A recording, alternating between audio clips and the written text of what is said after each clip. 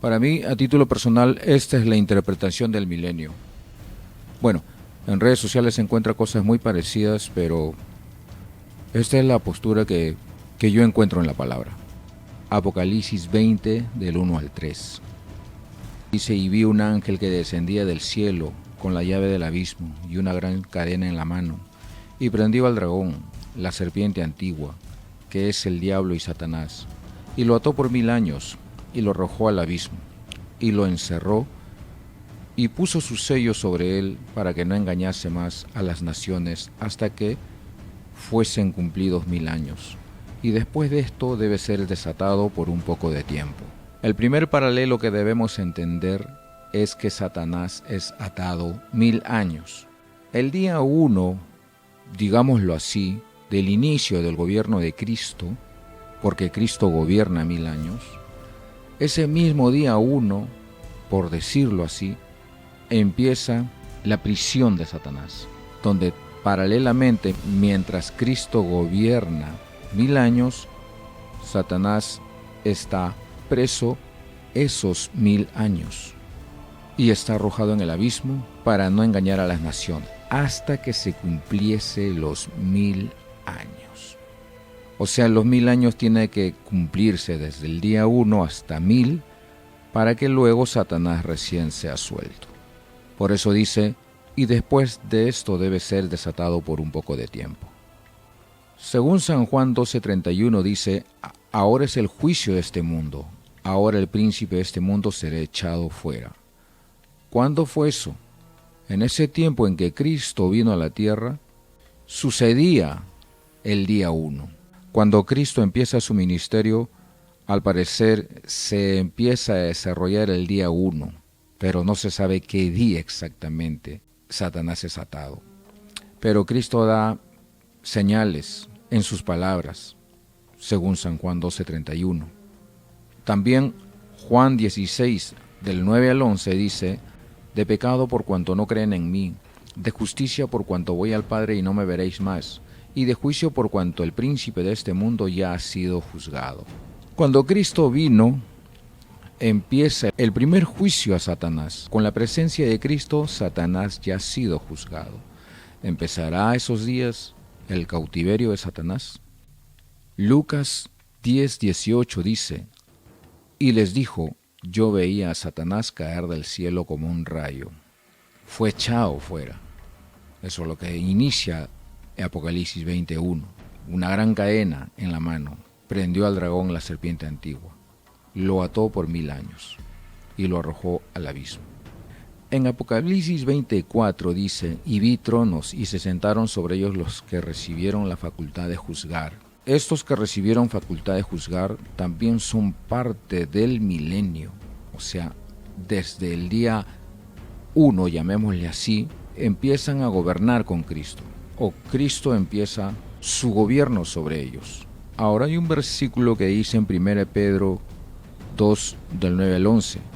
Dice, mas vosotros sois linaje escogido, real sacerdocio, nación santa, pueblo adquirido por Dios, para que anunciéis las virtudes de aquel que os llamó de las tinieblas a su luz admirable. Vosotros que en otro tiempo no erais pueblo, pero que ahora sois pueblo de Dios, que en otro tiempo no habíais alcanzado misericordia, pero ahora habéis alcanzado misericordia. ¿Quién es ese pueblo? La iglesia es ese pueblo. ¿Por qué? Porque la iglesia, como dice Cristo, no era pueblo. El día que reciben a Cristo como su Señor y Salvador, y Cristo empieza a reinar en sus corazones, desde esos días ellos son ese pueblo escogido, real sacerdocio, nación santa, pueblo adquirido por Dios, que no eran pueblo y ahora son pueblo. Estos seguidores de Cristo son los que reciben esa facultad de juzgar. ¿Será esto así? ¿Habrá algo en la Biblia que lo sustente? Bueno, leamos solamente unos pocos versículos. San Juan 7:24 dice, no juzguéis según las apariencias, sino juzgad con justo juicio.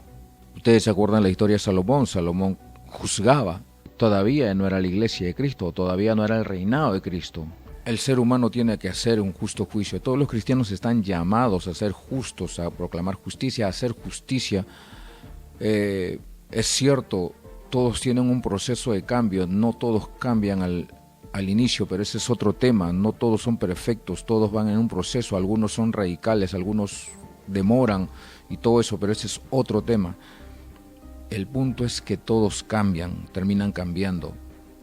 1 Corintios 6:3 dice: ¿o no sabéis que hemos de juzgar a los ángeles? ¿Cuántas más las cosas de esta vida? ¿Quién? ¿Quién va a juzgar a los ángeles? Es la iglesia. Son los que recibieron facultad de juzgar, porque hoy hay ángeles caídos, a los cuales la iglesia tendrá el poder de juzgar. Hay demonios, existen todos ellos, y es la iglesia la que tiene potestad sobre ellos. Pero ¿por qué en la práctica pareciera que no tiene potestad sobre ellos?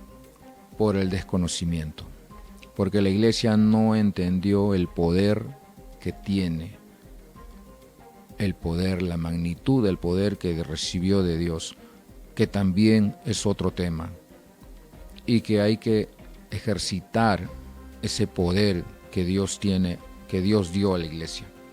Entonces nosotros juzgaremos a los ángeles, cuanto más las cosas de esta vida. Imagínense un momento de este mundo, de todo este planeta, sin iglesia. No hay iglesia, no existe. ¿Qué sería este mundo? Yo no estaría sentado acá, estaría perdiéndome como todos. No habría ley, sería la ley del más fuerte. El que vive, vive, el que muere, muere. Si con iglesia pasa estas cosas, ¿cuánto más sería sin iglesia? Porque es la iglesia la que pone freno, la que dice esto es bueno, esto es malo, y por eso cae mal a este mundo, por eso es vista como oposición, como obstáculo para el libertinaje, para tantas cosas que aún los mismos cristianos podíamos haber estado involucrados por nuestras debilidades, pero cuando conocemos a Cristo es dura la crisis, el cambio, no es fácil decir dejo lo malo para hacer lo bueno. Aún nosotros los cristianos sufrimos una crisis de cambio, no dejamos rápidamente el mal, pero vamos cambiando. Se confirma el reinado de Cristo sobre nuestras vidas cada día. Luego Apocalipsis 24 dice: y vi las almas de los decapitados por causa del testimonio de Jesús, por la palabra de Dios, los que no habían adorado a la bestia, ni a su imagen, y que no recibieron la marca en sus frentes ni en sus manos, y vivieron y reinaron con Cristo 1000 años. La pregunta es, ¿cómo es posible que los que pasaron la gran tribulación van a participar del milenio? Por eso es la confusión. Porque estas palabras dan a entender que los que pasan la gran tribulación, después de la gran tribulación, viene el milenio. Esta es la parte complicada y difícil de entender. Esta es la parte compleja, la parte donde no se puede captar. Pareciera que dijera que después de la gran tribulación obviamente viene Cristo y después de Cristo empieza el milenio. Por eso los grandes teólogos, escatólogos y todos los que enseñaron de los tiempos finales aquí se equivocaron. Y es más, aún con toda esta enseñanza no lo entenderán. ¿Por qué? Porque solo con el aceite que Cristo dijo que es necesario tener, se podrá entender todas las cosas. El Espíritu del Señor nos guiará a toda verdad. Y si el Espíritu del Señor no guía a la gente a toda verdad, no les guía a nadie. Así vean los escritos, las pruebas y todo eso, sus ojos están vendados, no lo entenderán, no lo sabrán. Los decapitados por causa del testimonio de Jesús participan del milenio. Y por la palabra, los que no adoraron a la bestia ni a su imagen, ni se marcaron sus manos ni sus frentes. Ellos vivieron y reinaron con Cristo 1000 años. La pregunta es, ¿ellos son la iglesia de Cristo? Porque solo la iglesia de Cristo sufre por Cristo. Y aún los decapitados hay desde el día 1, por decirlo así, desde que Cristo llegó a la tierra hasta el día de hoy. Y será hasta el final. Mateo 24:15 habla de la abominación desoladora. Ese es el reinado del anticristo. Esa es la gran tribulación, la persecución en todo el mundo, a todos los creyentes. El versículo 21 dice claramente que esa tribulación es sin igual, no habrá otra semejante. ¿Qué sucederá? ¿Qué pasará? Ya hubo Primera Guerra Mundial, Segunda Guerra Mundial, Tercera Guerra Mundial, supuestamente no ha habido, pero ya empezó de otra manera, de repente tecnológica, biológica, psicosocial y muy escondido. Y en Apocalipsis 13:16 habla claramente que en ese gobierno se prohibirá comprar y vender los que no tuvieran la marca. Entonces, en ese momento la iglesia está ahí. Porque ¿quiénes se van a resistir sino la iglesia? Solo la iglesia se resistirá a marcarse. El resto va a decir, me marco, no quiero tener problemas, tengo que trabajar, tengo que estudiar, tengo que hacer edificios, tengo que ganar el mundo, tengo que vivir la vida, tengo que disfrutar de este planeta, tengo que gozar, todo eso. Entonces, por lo tanto, me marco para no tener problemas. ¿Cuál es el problema en marcarse o no marcarse? ¿Sabe cuál es el problema? El problema es que el que se marca no tiene perdón de Dios. Esto es lo duro, que la gente no quiere hablar, que los líderes religiosos no quieren hablar. El que se marca no tiene perdón de Dios, así le pida perdón a Dios. No hay perdón. Continuando con Apocalipsis 20:5 dice, pero los otros muertos no volvieron a vivir hasta que se cumplieron 1000 años. Esta es la primera resurrección. ¿Cómo es posible que los otros muertos no vuelven a vivir hasta que se cumplan los 1000 años? Para entenderlo, hay personas que dentro del milenio no vuelven a vivir hasta que se cumplan los 1000 años. ¿Cómo se entiende eso? Otra vez, hay personas que no vuelven a vivir hasta que se cumplan los 1000 años. ¿Quiénes son esas personas que no vuelven a vivir? ¿Y cómo es posible que dentro del milenio se experimente la primera resurrección? Eso es lo que dice la Biblia. Hebreos 9:27 dice, de la manera que está establecido para los hombres que mueran una sola vez y después de esto el juicio. El hombre muere una sola vez y cuando sea resucitado en el día final será resucitado para juicio y será recompensado según sus obras, según el juicio de Dios, si son malas o son buenas sus obras. Lucas 9:60 dice, Jesús le dijo, deja que los muertos entierren a sus muertos y tú ve y anuncia el reino de Dios. Con este versículo, ¿qué quiere decir Cristo? Cristo quiere decir que los muertos no necesariamente son los que ya están en los sepulcros, los que ya fueron enterrados, ya los que nos antecedieron, sino hay muertos en vida. Toda persona que no aceptó a Cristo, no aceptó el señorío de Cristo sobre sus vidas, no tiene vida. Está escrito, el que tiene al Hijo tiene la vida, el que no tiene al Hijo no tiene la vida. Toda persona espiritualmente está muerta porque no tiene a Cristo. Para eso vino Cristo, para dar vida a los hombres. Pero los hombres probablemente rechazaron la vida que Dios el Padre dio por medio de Jesucristo. Ese es el gran problema que nos explica dentro del milenio. ¿Cómo entender como cristianos cómo vivir la primera resurrección? ¿Qué es la primera resurrección? Argumentos por aquí, argumentos por allá en internet. La Biblia dice en Colosenses 2:12, sepultados con Él en el bautismo, en el cual fuisteis también resucitados con Él, mediante la fe en el poder de Dios, que le levantó de los muertos. Otra vez, si yo estuve muerto espiritualmente, porque sí estuve muerto espiritualmente, cuando conozco a Cristo, que si la crisis, que ese es otro tema, cuando reciben a Cristo, el hecho de que venga Cristo a sus vidas, reciben vida. Habiendo estado muertos espiritualmente, experimentan la primera resurrección y lo confirman por medio del bautizo. ¿Por qué? porque Cristo también resucitó. Y si Él resucitó, nosotros resucitamos en Él y lo confirmamos por medio del bautismo. Efesios capítulo 2, del 4 al 6 dice: Pero Dios, que es rico en misericordia, por su gran amor con que nos amó, aun estando nosotros muertos en pecados, nos dio vida juntamente con Cristo. Por gracia sois salvos.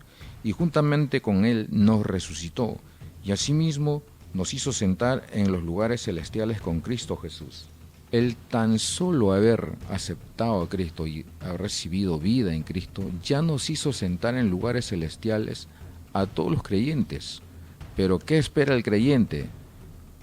Ver un lugar celestial, ver su corona, como siempre, el ser humano siempre quiere ver para creer. Es como los respetables judíos esperan un Mesías. Pero ¿qué querían los judíos? Ver un líder, un guerrero, un soldado, un líder, un rey tal vez, con poderío militar, con inteligencia militar, que los libere de sus enemigos, de sus adversarios, y que abogue por todo Israel, para así darles todo lo que ellos esperaban. Pero vino Cristo, y ellos dijeron: este no es, porque no satisfacía las necesidades de los ojos o de lo que habían entendido de la palabra de Dios. En conclusión, el hombre quiere ver para creer, pero en la palabra de Dios es creer para ver. La Biblia es un libro espiritual y por lo tanto de manera espiritual es lo que hay que verlo, entenderlo, percibirlo, y si no, no se va a poder entender, porque si lo quieres usar literalmente, lamentablemente no va a encajar, no vas a encontrar esos eslabones que te faltan para armar todo lo que se necesita. No se va a encontrar la conexión de las cosas que Dios te quiere mostrar. El Señor ha dicho: clama a mí, yo te responderé, te enseñaré cosas grandes y ocultas que tú no conoces. Pero si uno no clama, no pide, no suplica, no va a encontrar. Sencillo. No es el esfuerzo, cuánto leas, cuánto busques, cuánto investigues, que eso te da. No, es un libro espiritual. Y puedes leer todo lo que sea, pero tienes que usar las herramientas espirituales o la espiritualidad que Dios te dio por medio de Jesucristo. Juan 5, 28 y 29 dice: No os maravilléis de esto, porque vendrá hora cuando todos los que están en los sepulcros oirán su voz, y los que hicieron lo bueno saldrán a resurrección de vida, mas los que hicieron lo malo a resurrección de condenación. ¿Qué está diciendo la Biblia? Que el día final todos van a resucitar, todos oirán la voz del Cordero y todos resucitarán para el día del juicio. ¿Qué está diciendo también? Los que hicieron lo bueno saldrán a resurrección de vida. ¿Por qué? Porque la muerte segunda no tiene potestad sobre ellos. ¿Por qué? Porque ellos experimentaron la primera resurrección. ¿Cómo?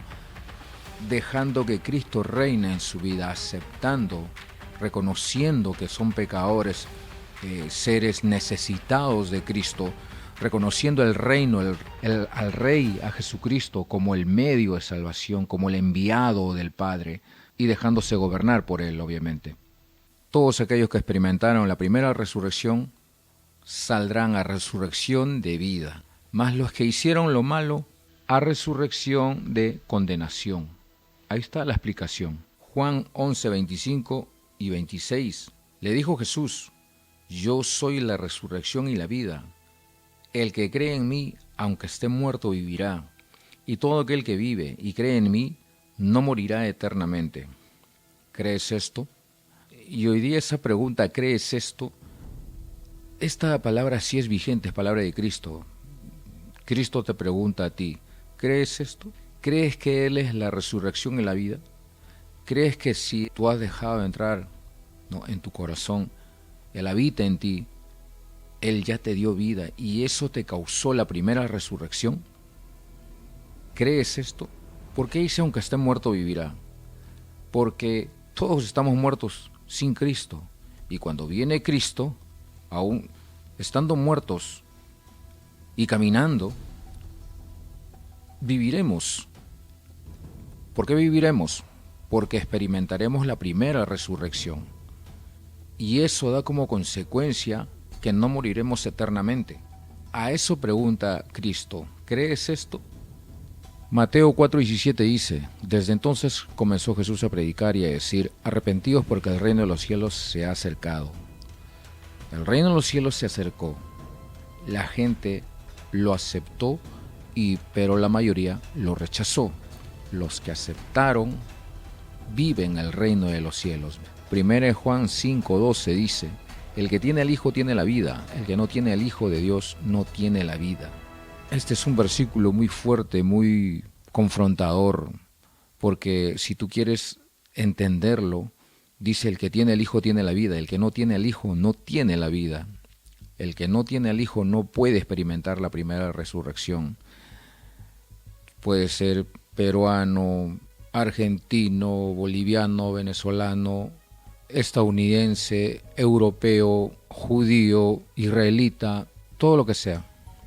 Pero el que no tiene al Hijo no tiene la vida. Por eso el que no tiene al Hijo son los otros muertos. El que no tiene al Hijo es parte de los otros muertos, que dice Apocalipsis 20. Juan 3:17-18 dice, pero porque no envió Dios a su Hijo al mundo para condenar al mundo, sino para que el mundo sea salvo por él. El que en él cree no es condenado, pero el que no cree ya ha sido condenado. Así como Satanás ya fue condenado. Cuando vino Cristo, el reino de los cielos, ya fue condenado.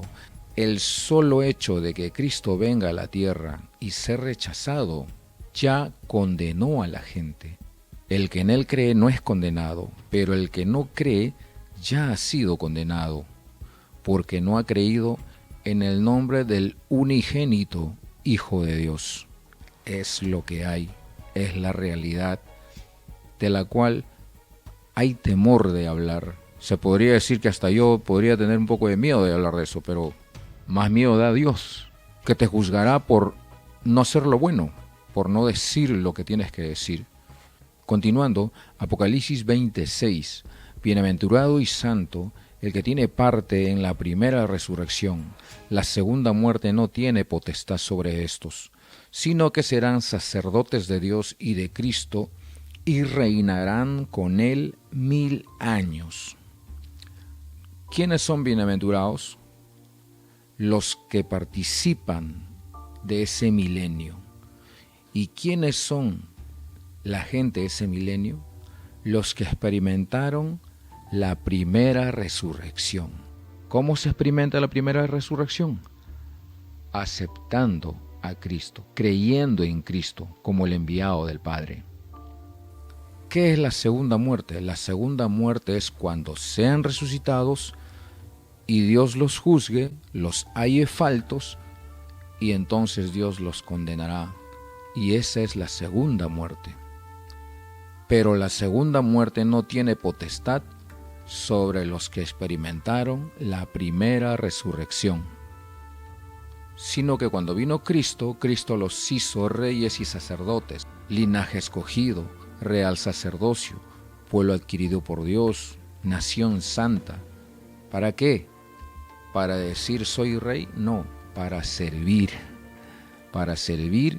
y darle la palabra a la gente que no entiende, que no conoce, para que se salven, porque el propósito de Dios Padre, ¿por qué envió a Cristo? Es para que la gente se salve y viva la eternidad. ¿Por qué? Porque hay una sentencia de condenación, de la cual el mismo Padre quiere que todos escapen. Y todos estos reinan con Cristo 1000 años, y después de los 1000 años, Satanás es suelto por un poco de tiempo. Viene el juicio y la eternidad de todos aquellos que experimentaron la primera resurrección. Apocalipsis 27 dice, cuando los 1000 años se cumplan, Satanás será suelto de su prisión. Está clarísimo, cuando los 1000 años se cumplan. ¿Por qué? Porque dentro de los 1000 años Satanás está atado. Se cumplen los 1000 años, Satanás es suelto por un poco de tiempo. ¿Para qué? Apocalipsis 28 dice, y saldrá a engañar a las naciones que están en los 4 ángulos de la tierra, a Gog y a Magog, a fin de reunirlos para la batalla, el número de los cuales es como la arena del mar.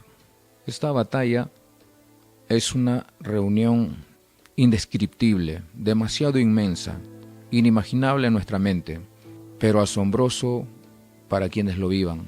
Si en estos tiempos no viene Cristo, no lo veremos, y si vivimos esos tiempos y se presentan esos días, una batalla de esa magnitud no se puede imaginar. Pero es una batalla inmensa. ¿Pero qué batalla? Esa batalla es del diablo contra la iglesia y contra Cristo. Por eso son demasiados, porque Satanás los engañó creyendo que con la multitud que tienen a nivel mundial, con todas las armas nucleares que pudieran haber conseguido, dispararán al que viene entre las nubes. Hoy en día hay ensayos, hay cohetes, hay disparos al cielo.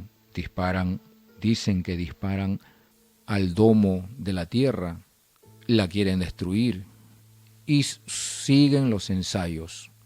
Así querrán disparar la bestia, el falso profeta, el anticristo, el dragón, usando a todas las naciones y disparar contra Cristo. Con toda la tecnología que ya el ser humano ha alcanzado, el ser malvado ha alcanzado, los hijos del mal han alcanzado mucha tecnología.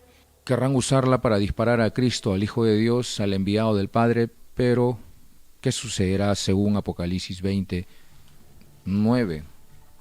Y subieron sobre la anchura de la tierra y rodearon el campamento de los santos y la ciudad amada, y de Dios descendió fuego del cielo y los consumió. La gran batalla empieza persiguiendo a la iglesia, persiguiendo o atentando contra la ciudad amada, Jerusalén. Entonces, contra el pueblo de Dios será. Pero dice en resumen que de Dios descenderá fuego del cielo sobre ellos y los consumirá.